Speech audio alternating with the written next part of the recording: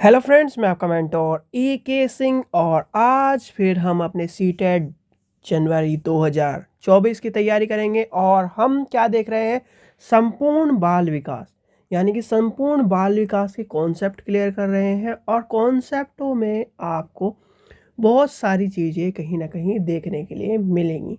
जो आप ये सोच रहे होंगे कि theory classes theory classes theory classes, यानी कि थ्योरी क्लासेस इसी से जब आपका कॉन्सेप्ट क्लियर हो जाएगा 50%, तब आपकी थ्योरी क्लासेस को कंटिन्यू कर दिया जाएगा। जिससे क्या हो कि आप जैसे कहते हैं ना कि जब आप भी कोचिंग करते हो तो कहते हैं ना कि घर से पढ़ के आओ, थोड़ा सा घर से पढ़ के आओ। और जब आप क्लासेस करते हो कहीं ना कहीं, जब आप इंस्टीट्यूशन में रहते हो, अगर आप प्रीवियस नॉलेज यानी कि प्रीवियस नॉलेज अगर आपने गेन कर ली, उसका कॉन्सेप्ट आपको क्लियर हो गया कि सीटेट किस तरह से चल रहा है, तो आपको थ्योरी पढ़ने में आसानी होगी। और थ्योरी क्लासेस कहीं ना कहीं आपकी जो है कहीं ना कहीं कराई भी जा चुकी हैं, यानी कि पहले भी कराई जा चुकी है।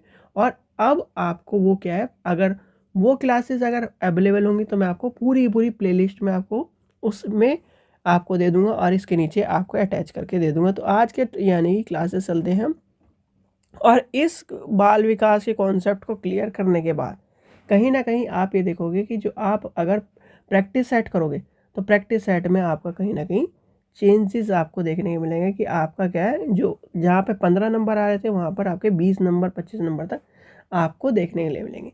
चलिए, तो सबसे पहले आज की क्लास शुरू करते हैं। और जो ईवीएस का सेक्शन है वो ईवीएस का सेक्शन भी आपको एनसीईआरटी बेस्ड मिलने वाला है, तो उसके लिए भी आप परेशान ना हो, जिससे आपका क्या हो, सारे के सारे टॉपिक क्लियर हो जाएं। और आपको पता ही है इस बार का पेपर ऑफलाइन है, तो ऑफलाइन के पेपर में सबसे ज़्यादा चांस होते हैं बच्चों के पास होने के। चलिए, तो आज का जो नेक्स्ट टॉपिक था यानी कि आपके नेक्स्ट कॉन्सेप्ट था, हमारे 10 तक हमने देख लिए 10 कॉन्सेप्ट तक। अब देखेंगे 11 नंबर का कॉन्सेप्ट। देखिए, यहाँ हमने देख लिए थे यानी कि 10 कॉन्सेप्ट देख लिए थे। आज देखते हैं 11वें नंबर का कॉन्सेप्ट। सबसे पहले क्या कह रहा है, ये कथन और कारण के क्वेश्चन आपको देखने के मिलेंगे सीटेट में। और ये आपके क्वेश्चन इस तरह के आपको देखने के लिए इसलिए मिलते हैं जिससे क्या हो, पेपर बड़ा लगे, लेंथी हो और कहीं ना कहीं वन वर्ड से सिमटा ना जा सके और बिल्कुल कॉन्सेप्ट के अनुसार हो। तो क्या कह रहा है कथन में, क्या कह रहा है, अधिगम का सामाजिक रचनावादी सिद्धांत अधिगम प्रक्रिया को सहज सुगम बनाने के लिए कक्षा में मुद्रित समृद्ध परिवेश के लिए सृजन पर बल देता है। बिल्कुल सही बात है। आप किस यानी कि आपने देखा होगा जब आप क्या कर रहे हो, क्लासरूम में पढ़ा रहे हो, ठीक है ठीक है, आपका बच्चा जो है वो कहाँ से आ रहा है, समाज से आ रहा है, ठीक है। ये भी आपको कॉन्सेप्ट समझ थोड़ा, यानी कि आप इसी क्वेश्चन में यानी कि क्वेश्चन से ही आपको आंसर निकाल के दिखा दूंगा मैं आज। यानी कि बच्चा कहाँ से आ रहा है, समाज से आ रहा है। अब समाज से आ रहा है तो उसने कुछ ना कुछ सीखा होगा, यानी कि अपने उसने चाहे उसने यानी कि पेपर से जहाज उड़ाना सीखा हो, बनाना सीखा हो, इस तरह यानी कि वो रचनावादी सिद्धांत में भी चलता है। तो ये कॉन्सेप्ट यानी कि सामाजिक रचनावादी सिद्धांत का अधिगम के प्रक्रिया के सहज सुगम बन, यानी कुछ ना कुछ उसे आता है। यानी कि आपने देखा होगा जब छोटा बच्चा होता है उसे कागज़ का प्लेन बनाना आता है, बहुत सारे को गुलाब बनाना आता है, मेंढक बनाना आता है। तो क्या कर रहा है वो, सामाजिक सुगम इस तरह का परिवेश से आ रहा है। यानी कि इस ये कॉन्सेप्ट हो गया क्लियर। दूसरे कॉन्सेप्ट पे चलते हैं। भाषा विकास में विद्यालय के परिवेश की कोई भूमिका नहीं होती। बिल्कुल गलत हो गया। यानी कि जो भाषा विकास होता है, जब बच्चा क्या करता है, जैसे आपका बच्चा है 1 साल 2 साल 3 साल, 3 साल के बाद बच्चे को क्या है, स्कूल में डाल दिया जाता है, यानी कि स्कूल भेज दिया जाता है, ठीक है, ये मान के चलते हैं हम, ठीक है। अब कहीं ना कहीं जब आपका बच्चा क्या करेगा, जब बच्चा होता है, पहला वर्ष होता है, तो वो क्या करता है, कुछ वर्ड बोलना शुरू करता है, पापा या इस तरह के वर्ड बोलना शुरू, मम्मा इस तरह के वर्ड बोलना शुरू करता है। यानी कि जो वो सुनता है, जो कैच करता है, जो उसके क्या है, वो उसके माइंड में सेव रह जाते हैं। कि उसे उसकी मम्मी बोलती है कि पापा, ये आपके पापा आ गए, उसके पापा बोलते हैं मम्मी है, यानी पापा मम्मी, इतना कॉन्सेप्ट कि आपकी बड़ी मम्मी है, दादी हैं, ये इस तरह कॉन्सेप्ट जब सीखता है तो उसे जो कॉन्सेप्ट उससे ज़्यादा वो ज़्यादा बार सुनता है तो वो याद रह जाता है पहले वर्ष में। तो वहीं से कॉन्सेप्ट चलते चलते वो उसी वर्ड को पकड़ते पकड़ते पकड़ते पकड़ते 3 वर्ष तक आते आते वो बच्चा क्या करता है, अपने शब्दों के भंडारण को सुरक्षित रखने शुरू कर देता है। अब शब्दों के भंडारण को रख लिया। अब भाषा के विकास में एक चीज़ तो चलती नहीं है कि हमने क्या करा कि भाषा के विकास में उसने बोलना सीख लिया तो भाषा का विकास पूरा हो गया। भाषा के विकास में जब भाषा का विकास होगा तो उसमें क्या होगा भाई, उसे लिखना भी आना चाहिए, उसे समझना भी आना चाहिए, उसे ये भी पता होना चाहिए कै के बाद ख आएगा, ख के बाद ग आएगा, यानी कि क्रमबद्धता होगी। आपने एक चीज़ सुनी होगी कि भाषा के विकास में कहीं कहीं आपने देखा होगा कि क्वेश्चनों में ये लिखा होता है कि याद करने का, यानी कि याद करने की प्रक्रिया पर चलता है। कहीं कहीं आपने देखा होगा कॉन्सेप्ट इसलिए याद करने वाले पे चलता है भैया, अगर आप याद ना करो, यानी कि ये कॉन्सेप्ट अगर कै के बाद ख ग के यानी क्या क्या गे ने च ने इस तरह की चीज़ याद ना करो तो क्या आप ये याद कर लोगे। यानी कि ABCD है तो आपको पता है ABCD जब आपने याद करी होगी तो ABCD के बाद ये आपको ये पता है कि ये ऐसे अल्फ़ाबेट 26 अल्फ़ाबेट इस तरह चलते हैं। तो इसलिए कहीं ना कहीं जब विद्यालय यानी कि वो क्या कर रहा है अधूरे ज्ञान यानी अधूरा भाषा ज्ञान को लेकर स्कूल आ रहा है, यानी कि घर से अधूरे ज्ञान को लेकर स्कूल आ रहा है और उसका जो ज्ञान है वो कै ख ग इस कॉन्सेप्ट को कहीं ना कहीं पूरा करके शब्दों को जोड़कर, जैसे उससे सब क्या सिखाया है पहले, सबसे पहले क्या सिखाया जाता है कि कै प्लस अब अक्षय, ये तो मैंने बहुत बड़ा वर्ड बता दिया। तो इससे यानी कि वो छोटे छोटे जैसे रा प्लस आ, ठीक है, जैसे राम बना दिया तो क्या कर रहा है वो कहीं ना कहीं उसको राम बनाना सिखा रहा है, यानी कि राम बनाना सिखा रहा है। तो इस तरह कॉन्सेप्ट कहीं ना कहीं देखने के लिए मिलेगा, यानी कि पहला सही हो गया। दूसरा इसी वर्ड से यानी कि इसी लाइन से आपको पता चल गया, आगे लाइन पढ़ो या ना पढ़ो तो इस हिसाब से क्या चल जाएगा आपका ये वाला कॉन्सेप्ट आ जाएगा। इसलिए मैं कहता हूँ आपको CTET में कुछ नहीं करना, CTET में सिर्फ और सिर्फ आपको क्या करना है, यहाँ पर आंसरों को देखना है, आंसरों को मतलब ऑप्शनों को देखना है और क्वेश्चन को देखना है। यानी कि हमने तो इसके ऑप्शन भी नहीं देखे, क्वेश्चन से ही हमें पता लग गया आपका। और यही कारण है कि CTET बच्चों जो आप जो है यानी कि जो थ्योरेटिकल पढ़ते हैं या फिर एक तरह से कॉन्सेप्ट, थ्योरेटिकल भी नहीं छोड़ो कॉन्सेप्ट पे चलते हैं, वो उनका ही CTET क्लियर होता है। CTET क्लियर होने का सबसे अच्छा कारण यही है भैया, आप अपने दिमाग को यानी कि अगर जो कॉन्सेप्ट पे चलता है तो क्लियर करके ले जाएगा 1 मिनट में सॉरी। चलिए नेक्स्ट क्वेश्चन देखते हैं। नेक्स्ट क्या है आपका, नेक्स्ट है आपका लड़के बहुत शक्तिशाली और कठोर होते हैं तथा लड़कियां नरम और संवेदनशील होती है, इस तरह के कथन को बढ़ावा देती है। इस क्वेश्चन को लिख लो, ठीक है, या समझ लो। देखो इसमें है जेंडर समानता, ये जेंडर समानता, समता, सशक्तिकरण। सशक्तिकरण में तब आता है, यानी कि सशक्तिकरण कभी भी CTET का टॉपिक नहीं है, ठीक है। क्या है सशक्तिकरण, नारी सशक्तिकरण या जेंडर सशक्तिकरण जो कॉन्सेप्ट है वो कभी भी CTET का नहीं है। क्यों CTET का नहीं है, क्योंकि उसका कारण ये है कि CTET कभी भी इस तरह के इस तरह के वर्डिंग पर कभी भी जोर नहीं देता जहाँ पर कहीं ना कहीं एक तरह से भेदभाव तो होगा ही। जब वो सशक्तिकरण की बात करेगा, जब सशक्तिकरण की बात करेगा तो क्या होगा, नारी के ऊपर ज़्यादा, यानी कि नारी को ज़्यादा एक तरह से वो दिखाएगा, और नारी को जब ज़्यादा दिखाएगा तो वो कहीं ना कहीं पुरुष की असमानता के ऊपर कर देगा। तो इसलिए जो CTET होता है हमारा वो इन सब चीज़ों को ध्यान में रखते हुए ये कॉन्सेप्ट कभी भी लेके नहीं चलता। तो यानी कि ये कॉन्सेप्ट तो आपका कट गया, ठीक है। अब क्या कॉन्सेप्ट बचा, अब दूसरा कॉन्सेप्ट आपको बचता है कहीं ना कहीं जेंडर समता। ये कॉन्सेप्ट आपको देखने के लिए नहीं मिलेगा। जेंडर समानता, जेंडर समानता में यानी कि ये आपकी क्या है, तराजू है, ठीक है। जेंडर समानता का मतलब ये है कि ये आपका यानी कि ये है मैन M और ये है फीमेल, यानी कि मेल एंड फीमेल है। अब मेल फीमेल में जब आपका जेंडर समानता की बात आएगी तो जेंडर समानता में कहीं ना कहीं आदमी का रोल भी उतना ही रहेगा, यानी कि आदमी क्या कर रहा है, एक टीचर की जॉब कर रहा है, औरत भी क्या कर रही है, टीचर की जॉब कर रही है, वो भी क्या ना 6 घंटे पढ़ा रही है, ये भी 6 घंटे पढ़ा रहा है। तो ये इस तरह से कॉन्सेप्ट जब आएगा समानता, और ये तीनों ही कॉन्सेप्ट कहीं ना कहीं सी टेट में देखने के लिए नहीं मिलेंगे। जो मिलेगा ये मिलेगा, यानी कि रूढ़िवादिता। ठीक है, रूढ़िवादिता, भेदभाव, यानी कि जब लड़के बहुत शक्तिशाली और कठोर होते हैं, ये क्या कह रहा है भैया, लड़के चलो मान भी लिया, अगर कहीं ना कहीं ये क्या दिखा रहा है कि लड़कों को ज़्यादा पावरफुल दिखा रहा है और लड़कियों को क्या कर रहा है, नरम दिल और संवेदनशील की तरह दिखा रहा है। तो क्या कर रहा है, ये पुरानी धारणा है। आजकल क्या कहा जाता है, आजकल क्या करे कि लड़कियां चांद तक पहुंच गई। ठीक है, लड़कियां क्या है, चांद तक पहुंच गई। तो वो कॉन्सेप्ट को याद करो, और ये है जब ये आपको वर्ड दिख जाए, जेंडर रूढ़िवादिता, और लड़के और लड़कियों की बात कर, यानी कि इस तरह की बात हो, पहले इतने पॉइंट को ही समझते हुए आंख बंद करके लगा देना जेंडर रूढ़िवादिता।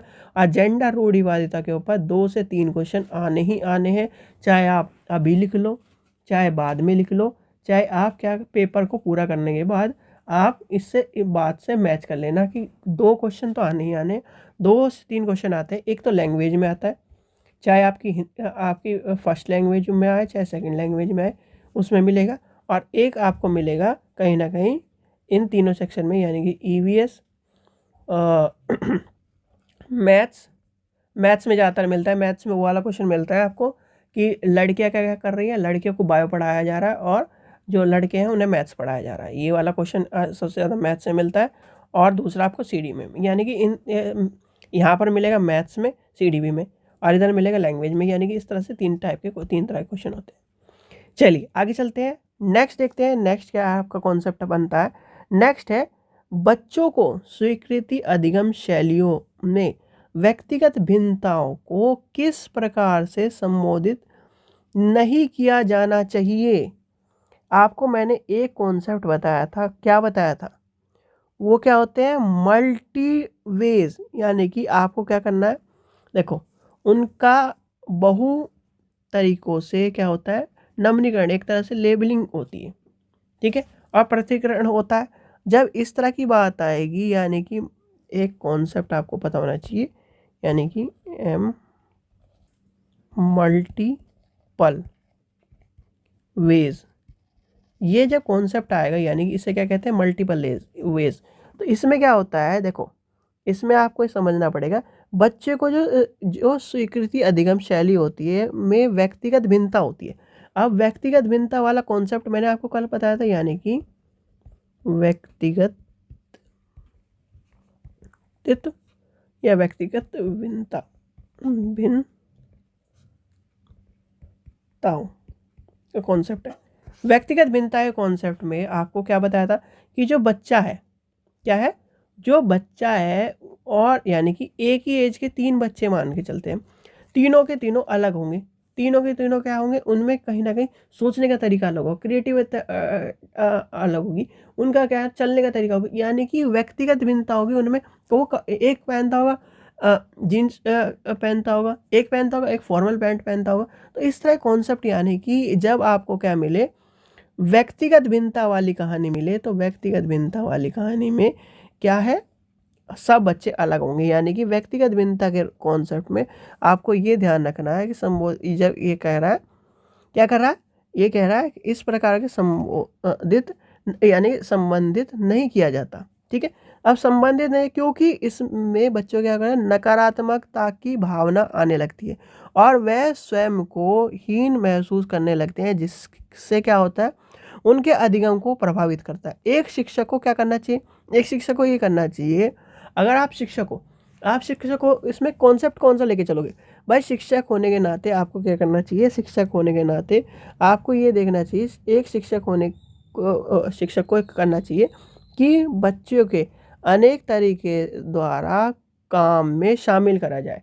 यानी कि मान के चलिए आपका बच्चा एक काम दिया, जैसे आपको प्रोजेक्ट बनाना दिया, तो वो आपको कर नहीं पा रहा, यानी और आपको उसकी क्या असेसमेंट भी करना है, तो उससे कह दो अच्छा चलो छोड़ो, रोहन इसे छोड़ दो, आप ये काम कर लो। यानी कि उसे कह दिया कि जी ये आपने पसंदीदा एक टॉपिक ले लो और उस पर क्या करके लाओ, आप फाइल बना लो।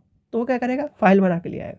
तो क्या कर रहा है, कहीं ना कहीं हम क्या कर रहे हैं, उसे उस तरीके से नहीं, दूसरे तरीके से हम क्या कर रहे हैं, अधिगम के तौर पर हमसे आंक रहे हैं। तो इसका आंसर हो जाएगा ये।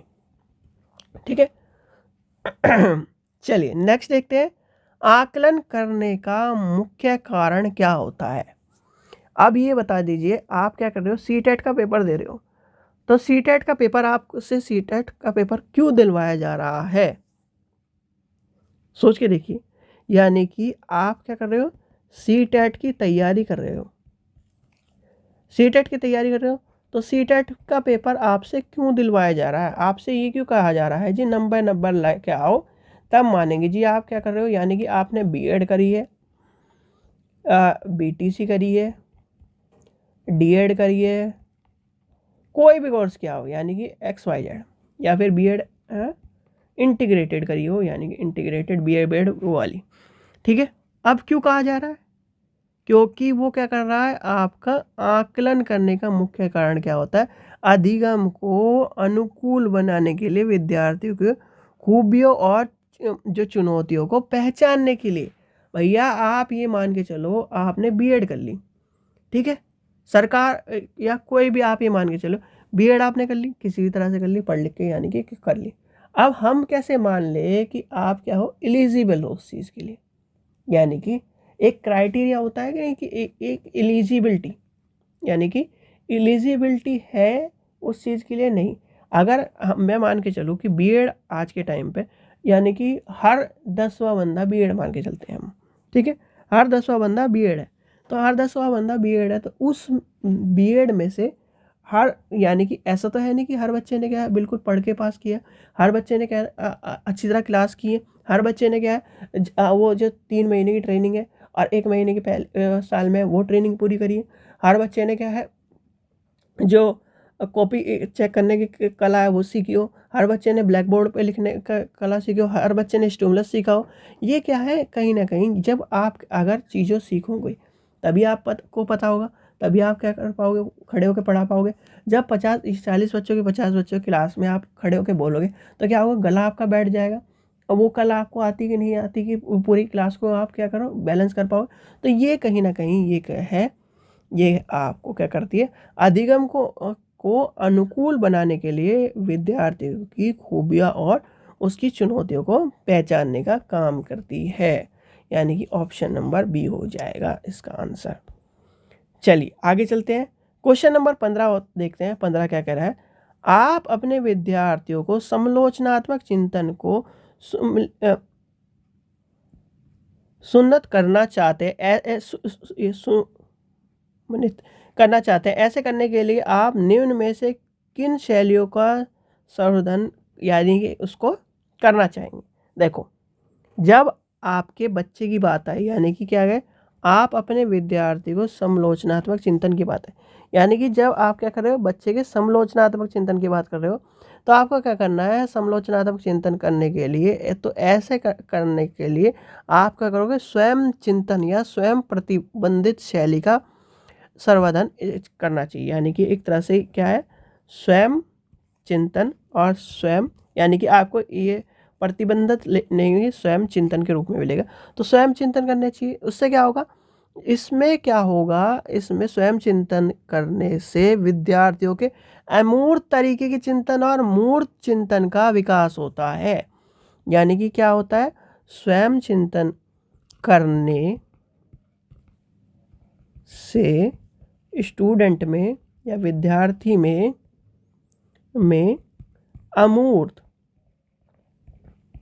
अमूर्त तार्किक चिंतन एवं मौलिक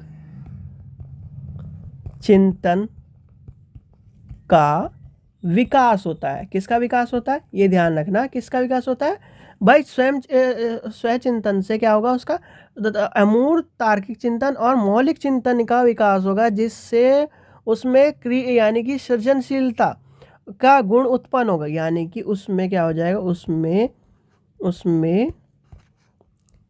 सृजनशीलता का गुण उत्पन्न हो जाता है। ठीक है, और वह रचनात्मक तरीके से, यानी रचनात्मक क्रिएटिव तरीके से वो सोचने लगता है, अच्छा इस काम को मैं ऐसे कर दूंगा, इस काम को ऐसे कर दूंगा। यानी कि कहीं ना कहीं जब आपने देखा होगा कि बहुत सारे बच्चे क्या होते हैं, एक चीज़ ये मान के चलते हैं, आप अपने बच्चे को लीजिए, वो क्या है, आपने देखा होगा कि पढ़ने लिखने में थोड़ा सा, बहुत से बच्चे होते हैं कि जो उनको क्या है, थ्योरी जो कॉन्सेप्ट है या फिर एक तरह से क्लासरूम एनवायरनमेंट में जो पढ़ाया जा रहा है वो उसमें वो इतनी दिलचस्पी नहीं रहती। उनकी क्या क्रिएटिविटी देखी, जैसे कि आपको मान के चलते हैं हम, तारे ज़मीन पर पिक्चर सबने देखी होगी, सबने देखी है, सबने ज़्यादातर, क्योंकि जब तारे ज़मीन पर पिक्चर आई थी तो कहीं ना कहीं ये मान के चलिए ये भी कॉन्सेप्ट था कि बच्चों को क्या है, पिकनिक के तौर पर तारे ज़मीन पर दिखाई गई थी। ठीक है, ये कॉन्सेप्ट हमारे टाइम पर भी था। तब तारे ज़मीन पर पिक्चर थी, तो तारे ज़मीन में एक कॉन्सेप्ट आपने देखा है कि उसका भाई जो है वो जो ईशान होता है, ईशानी है शायद से उसका नाम, तो वो क्या है, और उसका बड़ा भाई क्या होता है, वो बहुत अच्छा पढ़ने में होता है, सब कुछ होता है, पर उसे ड्राइंग क्या है वो, यानी बैडमिंटन में कहीं ना कहीं सही है, पढ़ने में भी सही है। पर जो ईशान अवस्थी है, ईशान अवस्थी है, वो क्या है, पढ़ने में अच्छा नहीं है, पर उसकी ड्राइंग क्या है, उसकी ड्राइंग कहीं ना कहीं जो उसका टीचर है, यानी कि जो ड्राइंग का टीचर है, जो क्या है आमिर खान को दिखाया गया है, उससे भी बेटर क्या है लेके आता है, यानी कि उससे बेटर बना के दिखाता है। तो वो क्या है, उसकी जो क्रिएटिविटी, यानी कि जो उसके सोचने का तरीका है, सृजनशीलता का तरीका है, क्रिएटिविटी है, वो कहीं ना कहीं उभर के आती है। तो आपने देखा होगा ये सब चीज़ें आपको, जब आप क्या करोगे, आप जो है, यानी कि आज का जो एनवायरनमेंट है वो कहीं ना कहीं हम उस एनवायरनमेंट में जी रहे हैं जहाँ पर हम दबाव में महसूस करते हैं, यानी कि दबाव महसूस करते हैं, चाहे आप कोई भी हो, मैं हूँ, आप हो, कोई भी हो, और हम उस चीज़ को, यानी कि जो चीज़ें हैं, यानी कि दैनिक चीज़ें, उनको ऑब्जर्व नहीं कर पाते। अगर ऑब्जर्व नहीं कर पाते तो फिर उस चीज़ को देखेंगे में, यानी कि आप क्या करो, आपको छोटा बच्चा, कोई भाई बहन है, यानी कि आप चाचा ताऊ का लड़का, किसी का भी लड़का, छोटा बच्चा हो, आप उसको उसके जो क्रिएटिविटी, यानी कि वो क्या है, जो क्रिएटिविटी उसको महसूस करो, यानी कि उसको ऑब्जर्व करो, सिर्फ और सिर्फ ऑब्जर्व करो, क्योंकि आप हो बीएड, आप हो टीचर। अगर टीचर होने के बाद भी आप बच्चों को ऑब्जर्व करना नहीं जानते हो तो कहीं ना कहीं आप क्या है, आगे जाके जब कक्षा में रहोगे तो बच्चों को पीटोगे ही, सीधे सीधे मैं आज आपको ये कह रहा हूँ। अगर आप कक्षा में क्या है, बच्चे को कहीं ना कहीं ऑब्जर्व करना नहीं जानते हो, क्योंकि बच्चे को ऑब्जर्व, यानी कि आज आपको मैं एक बच्चे की ऑब्जर्व करने के लिए कह रहा हूँ, जब आपका क्लासरूम में रहोगे तो आपको 40 बच्चे, कम से कम 50 बच्चे मिलेंगे, उनको ऑब्जर्व करना होगा, और उनको आप ऑब्जर्व करना नहीं जानते तो यही बच्चे का कहीं ना कहीं साइकोलॉजी, यानी कि जो साइकोलॉजी हमें पढ़ाई जाती है वो कर देती है बच्चों को बर्बाद, और बच्चे हो जाते हैं, फिर कहते हैं कि हमने बीएड कर रखी है, हम कहीं ना कहीं इस तरह काम कर रहे हैं, तो वो चीज़ें यहीं से आके होती हैं पूरी। ठीक है, अगर आपने सही तरह बीएड नहीं करी, सही तरह साइकोलॉजी नहीं पढ़ी, सही तरह क्या ना चीज़ों को नहीं करा, तो वो आपको दिक्कत का सामना करना पड़ेगा। चलिए आगे देखते हैं। चलिए अब नेक्स्ट कॉन्सेप्ट देखते हैं, यानी कि अपना नेक्स्ट कॉन्सेप्ट पढ़ते हैं। और नेक्स्ट कॉन्सेप्ट क्या बता रहा है हमें कि जो बच्चे, यानी कि कॉन्सेप्ट आपको समझना होगा उस चीज़ को देखिए, विद्यालय में सुविधा वंचित पृष्ठभूमि से आने वाले बच्चों को निम्न स्तरीय निष्पादित किस और संकेत करते हैं, यानी कि निष्पादन जो तरीके हैं वो किस और संकेत करते हैं। ठीक है, यानी कि हम क्या करते हैं, जैसे कि कोई बच्चा है, यानी कि अब लेके चलते हैं अपने स्कूल का एनवायरनमेंट, यानी कि स्कूल एनवायरनमेंट है, यानी कि ये क्या है, स्कूल एनवायरनमेंट है। स्कूल में हमने क्या है, एक कक्षा है, एक कक्षा में क्या है, कहीं ना कहीं एक ऐसे विद्यार्थी आ रहे हैं जो कहीं ना कहीं या तो किसी आदिवासी क्षेत्र से आ रहे हो, या फिर ऐसे वर्ग से आ रहे हो जो क्या है, जिसमें उनसे पहले किसी ने भी शिक्षा प्राप्त नहीं करी, जिसमें क्या हम निम्न जाति हो, जिसमें क्या हो, यानी कि कहीं ना कहीं वो सुविधा वंचित से आ रहे हैं। अब सुविधा वंचित जो बालक होंगे वो क्या करते हैं, जब सुविधा वंचित बालकों की बात आती है तो आपने इस तरह के बच्चों में एक चीज़ का ये जो तरीका, यानी कि विद्यालय के जो सभी बच्चों की क्या है, सभी बच्चों की आवश्यकता और योग्यता के संबोधित कर नहीं कर पाते हैं, क्योंकि प्रत्येक बच्चों की आवश्यकता और योग्यता अलग अलग होती है। यानी कि चाहे आप क्या मैं एक चीज़ आपको पता होना चाहिए, व्यक्तिगत भिन्नता वाले कॉन्सेप्ट पे लेके चलोगे तो यानी कि यहाँ पर भी आप इस चीज़ को कर पाओगे। यानी कि विद्यालय सभी बच्चों की आवश्यकता और योग्यता को संबोधित नहीं कर पाता। क्यों नहीं कर पाता भाई? आप ये बात मान के चलो, एक क्लास में कितने बच्चे हैं? 40, 50। सब बच्चे भिन्न है, सब बच्चों की, यानी कि एक आप ही हो, आपके घर में 5 मेंबर है या 6 मेंबर है, 6 के 6 के अगर मैं आप उनसे पूछने लगूँ कि जी आपको कौन कौन सा फ़ोन चाहिए, एक कहेगा सैमसंग का फ़ोन चाहिए, एक कह रहा है आईफोन चाहिए, एक कह रहा है उसका फ़ोन चाहिए, एक कह रहा है उसका फ़ोन चाहिए, तो कहीं ना कहीं यानी कि वहाँ पर वैरायटी और उनकी क्या है, जो घर का हेड है वो उनकी शर्तों को भी पूरा नहीं कर पा रहा। तो यही कारण है कि विद्यालय में सभी बच्चों की आवश्यकता और योग्यता संबंधित को नहीं, यानी कि संबोधित नहीं कर पाते। और इसका जो कारण बताया है आपको मैंने, वही है व्यक्तिगत भिन्नता। यानी कि इसमें क्या, क्योंकि प्रत्येक बच्चे की आवश्यकता और योग्यता अलग अलग होती है, अतः ऐसे बच्चे के समावेशन के लिए अनेक बौद्धिक स्तर के अनुसार तथा उनके अनुकूल लगाने की वाली एक तरह से जो प्रक्रिया होती है द्वारा शिक्षण कार्य किए जाते हैं, जिससे सहज महसूस कर सके वह कक्षा में समायोजन ले सके। यानी कि कहीं ना कहीं सब बच्चों को क्या करा जाता है, बैलेंस करके रखा जाता है। और बैलेंस करने का मतलब ये सभी को एक समान सुविधा दी जाती है। आपने जब भी, यानी कि आप छोटे होंगे तो आपने सोचा होगा कि मैं घर की यूनिफॉर्म पहन के क्यों नहीं आता, सबने सोचा है। सभी उस दौर से निकले हुए हैं, मैं अलग नहीं निकला हूँ। या फिर सब ने सोचा होगा कि मैं घर की यूनिफॉर्म पहन के आ जाता, ये है वो है, मैं अपने क्यों? क्योंकि अगर आपको कास्ट, कहीं ना कहीं जाति, धर्म, इस यानी कि किसी भी भेदभाव से मुक्त रखना है, तो यानी कि जो बच्चे, यानी कि अमीर बच्चे जो है, गरीब बच्चा जो है, निम्न जाति का जो है, अमीर जाति का जो है, यानी उच्च जाति का है, सबको क्या है, एक ही यूनिफॉर्म पहनाएगी। क्यों? क्योंकि भेदभाव मुक्त एनवायरनमेंट लाने के लिए, और जो क्या है, इस स्कूल को पूरा का पूरा एक रूप में ले चल सके। और जो इस कॉन्सेप्ट को, यानी कि कहीं ना कहीं विद्यालय की सुविधा वंचित जो पृष्ठभूमि है, उसमें क्या है, सभी बच्चों की जो सुविधा वंचित है उनको क्या है, उनकी जो डिमांड है वो पूरी नहीं कर जा सकती। जैसे कि एक तरह से एक व्यक्ति क्या कह रहा है कि मुझे ये चीज़ चाहिए, और दूसरा व्यक्ति कह रहा है कि ये चीज़ कहीं ना कहीं नुकसान की है, ये कहीं ना कहीं होनी नहीं चाहिए।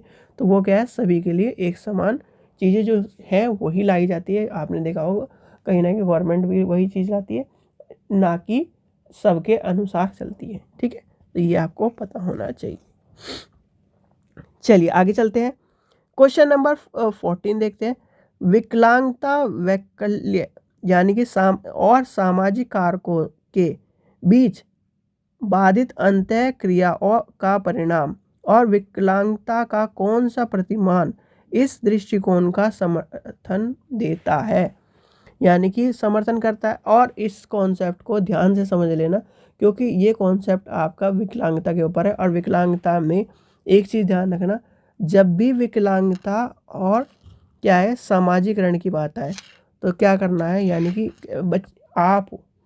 यानी कि आप नॉर्मल चाइल्ड हो, ठीक है, आपका मित्र क्या है, विकलांगताग्रस्त है, ठीक है, मान के चलते हैं। अब जो क्या है, आप भी कहीं जाओगे उसके साथ, तो आपने देखा होगा कि क्या इसके साथ रहता है, ये ऐसा है, ये है। तो मतलब कहीं ना कहीं समाज में क्या है, समाज में उस चीज़ को लेकर क्या कर रहा है, नकारात्मकता है। यानी कि चिकित्सक रूप में अगर वो कहता है कि इस व्यक्ति के साथ क्या करा जाए, ट्रीटमेंट क्या करा जाए, या फिर इस चीज़ को, व्यक्ति को कैसे जाना जाए, तो यहाँ पर चिकित्सा आ जाता है। मानवीय अधिकार की बात कहीं कहीं नहीं गई है, यानी कि मानवीय अधिकार की, इसमें कह रहा है विकलांगता, वैकल्य और सामाजिकरण की बात कर रहा है। तो सामाजिकरण इसका आंसर होगा। इस चीज़ का ध्यान रखना, जहाँ पर भी सामाजिकरण हो, यानी कि सामाजिकरण की बात हो, चाहे वो किसी भी तरह का क्वेश्चन हो, तो मैक्सिमम मान के चलते हैं कि क्वेश्चनों में उसका आंसर क्या होगा, सामाजिकरण होगा। चलिए नेक्स्ट कॉन्सेप्ट देखते हैं। क्वेश्चन नंबर 18 यानी कि आपका 18वां कॉन्सेप्ट देखते हैं। श्रवण बाधित वाले विद्यार्थियों के सफल समावेशन को सुनिश्चित करने के लिए अध्यापक को क्या करना चाहिए? इससे आसान क्वेश्चन कोई नहीं है, ठीक है। यानी कि आपसे देखो, ये है आपका क्लासरूम। ध्यान से समझना इस कॉन्सेप्ट को, बहुत ही इजी कॉन्सेप्ट है। यानी कि एक बार आपने समझ लिया, अब हम लेके चलते हैं। यहाँ पर है जी बोर्ड, ब्लैक बोर्ड है, ये है रोज़, ठीक है। 3 रोज़ ही बना लेते हैं, ज़्यादा बनाने की जरूरत नहीं है, ठीक है। अब इसमें गेट किधर से लगाए? इधर लगा देते हैं हम गेट। ये आपका हो गया टीचर की डेस्क, ठीक है। अब जी एक बच्चा है क्या, सुनने वाला नहीं है, यानी श्रवण बाधित। क्या कर रहा है वो? श्रवण बाधित है, ठीक है। श्रवण बाधित कैसे कहते हैं बच्चे को? यानी कि जो क्या है, कान से एक तरह से जिसे कहते हैं बहरा, जिसे कहते हैं, वो बच्चा है। अब वो जो बच्चा है यानी सुन नहीं पा रहा, अब सुन नहीं पा रहा, वो बैठा है जी यहाँ पर। क्या है? बैठा है, यहाँ पर बैठा है। तो आप एक टीचर होने के नाते क्या करोगे? दोनों कॉन्सेप्ट अभी ध्यान रखना, एक इसमें श्रवण बाधित और दूसरा है जिसे कम दिखता है, यानी कि आइज वाला बच्चा, यानी कि हियर एंड आइज दोनों के लिए कॉन्सेप्ट मैं अभी बता रहा हूँ। जो क्या है, जिसे कम दिखता है और जो क्या है कम सुनाई देता है, यानी कम दिखता है कम सुनाई देता है, यानी कि नॉर्मल चाइल्ड नहीं है। नॉर्मल चाइल्ड कैसे नहीं है? क्योंकि जो कम दिखता है और उसमें वो कम दिखने वाला भी क्या है, एक तरह से नॉर्मल में नहीं आएगा, और जो क्या है सुनने वाला है वो भी नॉर्मल में नहीं आएगा, ठीक है। अब क्या है, दोनों बच्चे क्या बैठे हैं, यहाँ बैठे हैं, उन्हें क्या कर रहे, पढ़ने में दिक्कत हो रही है। तो एक विद्यार्थी को अगर इस तरह की दिक्कत हो रही है तो आपको क्या करना है, टीचर होने के नाते उन्हें क्या करना है, यहाँ पर बैठाना है, यहाँ पर बैठाना है, यहाँ पर बैठाना है, जिससे क्या हो कि वो, अगर वो बच्चा एक तरह से यानी कि सुन नहीं सकता, यानी कि बहरा है, तो या फिर कान कमज़ोर है, तो वो क्या करे, टीचर के जो शब्द हैं, यानी कि टीचर के जो बोल है, टीचर के जो एक्सप्रेशन है, टीचर के जो इस तरह की जो मूवमेंट है, उससे क्या कर पाए, वो ज्ञान की प्राप्ति कर पाए और वो चीज़ों को समझ पाए। जो कहीं ना कहीं जिससे आँखों की प्रॉब्लम है, यानी कि आँखों की प्रॉब्लम है, वो यहाँ पे यानी कि आगे बैठेगा, तो वो सुन के देख कर, यानी कि जैसे आँखों मतलब कम दिखता है तो आगे जो बैठेगा तो ब्लैक बोर्ड से ही दिखाई देगा, तो वो सब चीज़ें को कहीं ना कहीं देख पाए और देख कर वो क्या कर पाए, उस यानी कि शिक्षा को प्राप्त कर पाए। तो इस तरह के बच्चे के साथ यह होता है, यानी कि इसमें एक कॉन्सेप्ट समझ गए। अब इसका आंसर क्या होगा? ये सुनिश्चित करना है कि मौखिक संप्रेषण दृश्यात्मक प्रस्तुतिकरण यानी प्रस्तुतिकरण के साथ पूरा करा जाए, यानी कि उसे क्या करें, मौखिक पढ़ाया जाए, यानी कि बोल बोल के पढ़ाया जाए, बोल बोल के पढ़ाया जाए, बोल बोल यानी कि सॉरी, मौखिक संप्रेषण मतलब उसे उसके जो होठ है उससे दिखाया जाए, यानी कि दृश्यात्मक, यानी कि उसे जो चीज़ें हैं दृश्य के रूप में दिखाई जाए, तो कहीं ना कहीं ये आ जाएगा इसका आंसर, ठीक है। चलिए आगे चलते हैं। 19वां क्वेश्चन है, मेधावी या प्रतिभाशाली बच्चे के किस तरह से संभावना है, यानी कि किस तरह की संभावना है उसकी है। अब इस तरह की संभावना में जब बच्चे को लेके चलोगे, क्या कर रहे हो, यानी कि वो क्या है, गिफ्टेड चाइल्ड, गिफ्टेडनेस लिख लीजिए, इंग्लिश में से कहते हैं गिफ्टेडनेस। अब गिफ्टेडनेस वाला बच्चा है तो वो क्या करेगा, यानी कि आपसे मैं कह दूं आपका बच्चा क्या है, आप कहते हो कि मेरा बच्चा कुछ भी चीज़ को यानी प्रॉब्लम, यार प्रॉब्लम बहुत अच्छी तरह से सॉल्व कर लेता है, तो यानी कि जो बच्चा क्या होगा, क्रिएटिव होगा, जो बच्चा क्या होगा, प्रॉब्लम को जल्दी सॉल्व कर लेता होगा। जो क्या है, आपने देखा होगा कि बहुत सारे बच्चे क्या है, उन्हें कुछ भी चीज़ बता दो यार कि ये प्रॉब्लम आ गई, मैं कैसे यहाँ से इस चीज़ को कैसे सॉल्व करूँ, अरे यार इतनी छोटी प्रॉब्लम, ये कर ले, ये कर ले, और इस तरह सॉल्व हो गए। तो वो क्या है, क्या कहीं ना कहीं एक तरह से आपका समाधान खोजने के प्रति इच्छुक व्यक्त करता है, यानी कि एक तरह से जो क्या है, फाइंडिंग सॉल्यूशन, यानी कि वो क्या करता है, जो भी बच्चा होगा, जो प्रतिभाशाली बच्चा होगा, जो क्या करेगा, वो एक तरह से कहीं ना कहीं क्रिएटिव होगा, और क्रिएटिव तरीके से आप क्या करें, प्रॉब्लम सॉल्व करेगा, प्रॉब्लम सॉल्वर होगा। जो क्या होगा, इस तरह की प्रॉब्लम सॉल्वर होगा, क्या उसे कहा जाता है गिफ्टेडनेस। ठीक है, इस चीज़ का ध्यान रखना, गिफ्टेडनेस आ जाए और यहाँ पर आ जाए समाधान खोजने, यानी समाधान खोजना आ जाए तभी आपको आंसर लगा देना है। चलिए आज का लास्ट कॉन्सेप्ट समझते हैं। निम्नलिखित में से कौन सा प्रावधान, यानी कि अटेंशन डिफिशिएंट हाइपर, देखो इससे पहले मैं आपको एक चीज़ और दिखा दूं, इंग्लिश में भी लिख के दिखा दूं, क्योंकि ये कई बार पूछा गया है। ADHD, ध्यान रखना, ADHD की फुल फॉर्म भी पूछी गई है, तो इसलिए इस चीज़ का ध्यान रखना। ADHD की फुल फॉर्म क्या है? ADHD की फुल फॉर्म ये आपके सामने दी गई है, यानी कि attention deficit hyper active disorder. और इसे इंग्लिश में ज़रूर लिख लीजिए, क्योंकि हिंदी में कहीं ना कहीं आपको इस तरह के जो वर्डिंग है कहीं ना कहीं हिंदी में आपके चक्कर आ जाते हैं, भले ही आप हिंदी में पढ़ने वाले हो। इसे ज़रूर लिख लीजिए, क्योंकि ये क्वेश्चन एक तरह से आजकल जब ये मान के चलिए 20-21, 21-22 और 22-23, इसमें सबसे ज़्यादा क्वेश्चन आपको देखने के लिए मिला है, ये क्वेश्चन आपको देखने के लिए मिला है, तो इसलिए इस चीज़ को लिख रही। अब क्या कह रहा है, वाले विद्यार्थियों की चुनौती को प्रस्तुत करें। अब इन बच्चों की जो चुनौतियाँ होती है, तो आपको एक चुनौती के बारे में बताया, तो इसका क्या हो, इसमें बिना किसी के अंतराल के लंबे अवधि वाले व्याख्यान करने की बात होती है। इनमें क्या होता है, ये क्या करते हैं, इस तरह के बच्चे जो होते हैं वो क्या करते हैं, जो विद्यार्थी को चुनौती प्रस्तुत करना, यानी कि बचपन में शुरू होती है, और यानी कि ADHD जो है, ADHD प्राय बचपन में शुरू होती है और बड़े उम्र तक जारी रहती है। इसके प्रमुख लक्षण कौन से होते हैं? बिना सोचे समझे जल्दबाजी में काम करना। लिख लीजिए, बिना सोचे समझे, जो यानी कि आपको लिखवा देता हूँ, पहले लिखिए, बिना सोचे समझे क्या है, ADHD के जो क्या है प्रमुख लक्षण क्या है? ADHD के प्रमुख लक्षण होते हैं बिना सोचे समझे जल्दबाजी में काम करना। क्या करना? बिना सोचे समझे, यानी कि बिना सोचे समझे जल्दबाजी में काम करना। लंबे समय से चल रहे एक स्थिति जिसमें ध्यान लगाने में कठिनाई हो रही है, अंत सक्रियता का होना। भूलने की प्रवृत्ति, ध्यान की कमी। क्या होती है? ADHD क्या है? ADHD के बारे में कॉन्सेप्ट आपको, और ADHD का कॉन्सेप्ट मैं अलग से भी डालूंगा, क्योंकि ADHD का कॉन्सेप्ट कहीं ना कहीं आ रहा है, तो ADHD कहीं भी हमें चूकना नहीं है कोई से भी कॉन्सेप्ट से, तो ADHD का कॉन्सेप्ट मैं आपको बता दूंगा। तो ADHD का कॉन्सेप्ट आपको समझ में आ गया। ADHD कॉन्सेप्ट क्या कह रहा है, तो इसका आंसर क्या हो जाएगा, ये हो जाएगा। तो ये थे आज के कहीं ना कहीं आपके जो कॉन्सेप्ट है जो आपको देखने के लिए मिलते हैं। ठीक है बच्चों, आशा करता हूँ आपको वीडियो पसंद आई होगी। वीडियो पसंद आई तो लाइक करें, चैनल को सब्सक्राइब करें, वीडियो को ज़्यादा से शेयर करें। Thank you.